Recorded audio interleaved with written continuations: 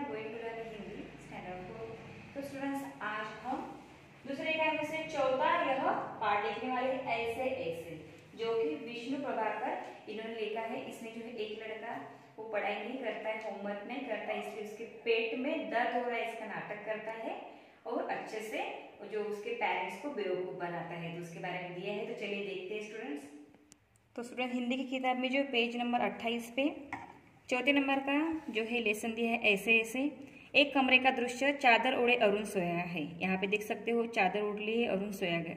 यहाँ पे माताजी कहते हैं पुचकार कर, ना ना ऐसे मत कर, इसने नहीं कहीं कुछ उल्टा सीधा तो नहीं खा लिया। फिर पिताजी कहते अरे यह तो अभी तक खेलता कूदता फिर रहा था। यहाँ पे देखिए उसने नाटक कर लिया था, ठीक है, वैसे सो गया। तो उसके माताजी ने कहा कि ऐसे इसने कुछ खा तो नहीं लिया इसलिए ऐसे सो गया। और पिताजी कहते अभी तक तो खेल रहा था, कूद रहा था, फिर अचानक इसे क्या हो गया है।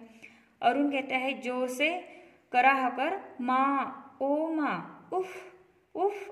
ऐसे करते वक्त माताजी कहते हैं ना ना मेरे लाल, ज्यादा ही तकलीफ जान पड़ती है, वैद्य जी को बुलाया है। फिर अरुण कहता है रुआसा आसा मुंह बनाता है वो, और उसकी माताजी कहती है कि अब तुम इधर उधर मत हो, तकलीफ मत लो, क्योंकि मैंने वैद्य जी यानी डॉक्टर को बुलाया है, ठीक है।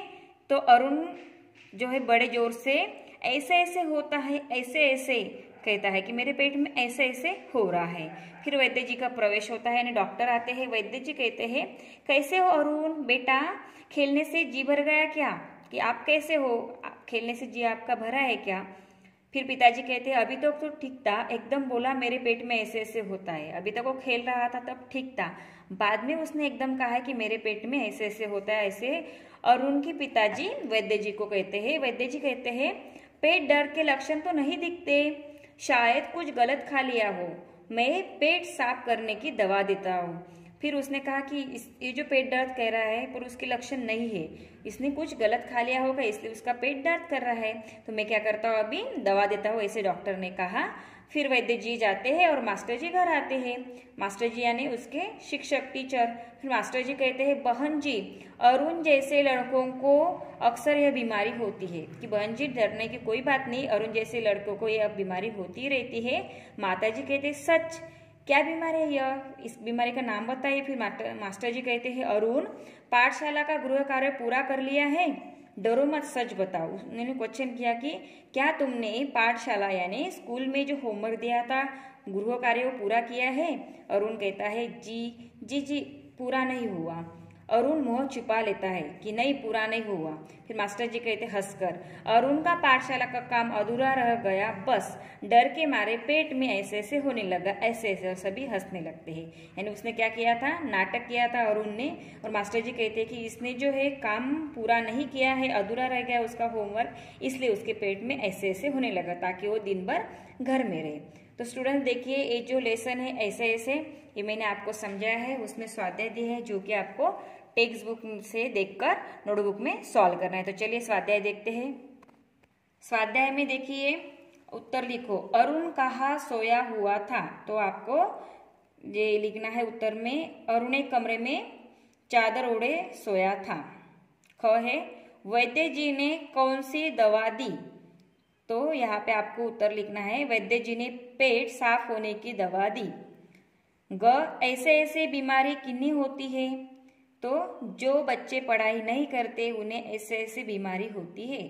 मास्टर जी ने अरुण से क्या पूछा। अरुण से ये पूछा कि अरुण पाठशाला का काम यानी गृह कार्य पूरा किया है, ऐसे क्वेश्चन किया मास्टर जी ने अरुण से। ड है अरुण के पेट में ऐसे ऐसे क्यों होने लगा। तो यहाँ पे आपको उत्तर में लिखना है क्योंकि अरुण का पाठशाला का काम अधूरा रह गया, इसलिए उसके पेट में ऐसे ऐसे होने लगा। 5 नंबर का यहाँ पे जो प्रश्न दिया है, चित्र देखकर जल शुद्धिकरण प्रक्रिया को समझो और नाम बताओ। यहाँ पे जो है पहले पानी भर के रखा था, ठीक है, फिर उसकी फिटकरी जो है घुमा ली, बाद में उसको जो है एक कपड़ा रखकर उसको साफ कर लिया, फिर उबाला, फिर उसमें जीवन ड्रॉप डाल दिया या वाटर फिल्टर में डाला, इस तरह से भी फिल्टर किया जाता है। देन जल प्रदूषण न हो इसलिए तुम क्या करोगे, क्या नहीं करोगे बताओ। यानी जल जो है प्रदूषित नहीं होने चाहिए, गंदा नहीं होना चाहिए, उसके लिए आप क्या करोगे या क्या नहीं करोगे। नल के आसपास कचरा नहीं फेंकोगे, हाँ नल के आसपास हम कचरा नहीं फेंकेंगे, नहीं तो क्या हो जाएगा, जल प्रदूषण होगा। नदी में साइकिल स्कूटर धोओगे, नहीं, ये नहीं करना है हमें, उससे पानी गंदा होता है। पीने के पानी में हाथ नहीं डुबाओगे, हाँ, जो आपके घर में पीने का पानी होता है बर्तन में रखा, उसमें हाथ नहीं डालना चाहिए, क्योंकि वो पानी जम चले जाते हैं उसमें और गंदा हो जाता है। तालाब में कपड़े धोओगे, नहीं धोना है, तालाब में कपड़े धोने से डिटर्जेंट उसमें फैल जाता है और वो पानी खराब हो जाता है। दिन तालाब में प्लास्टिक की थैली बोतल नहीं डालोगे, हाँ, हमें तालाब में प्लास्टिक की थैली बोतल नहीं डालनी है। तो स्टूडेंट्स यहाँ पे जो है सिर्फ प्रश्न चौथा उत्तर लिखो, ये आपकी नोटबुक में आपको सॉल्व करना है। यहाँ पे जो दिया था मौसम संबंधी समाचार सुनना है आपको। दूसरा जो पाठशाला में कौन से उपक्रम है आपको ओरली बताना है जब स्कूल चालू हो जाएगी। और यहाँ पे उन्होंने कहा है प्रश्न 3 में कि आपने जो प्रिय आपके कवि या लेखक होगी उसकी जानकारी पढ़नी है। सिर्फ चौथे नंबर का, 5वें नंबर और 6ठे नंबर का 3 जो क्वेश्चन है आपको स्वाध्याय में आपके नोटबुक में सॉल्व करने हैं।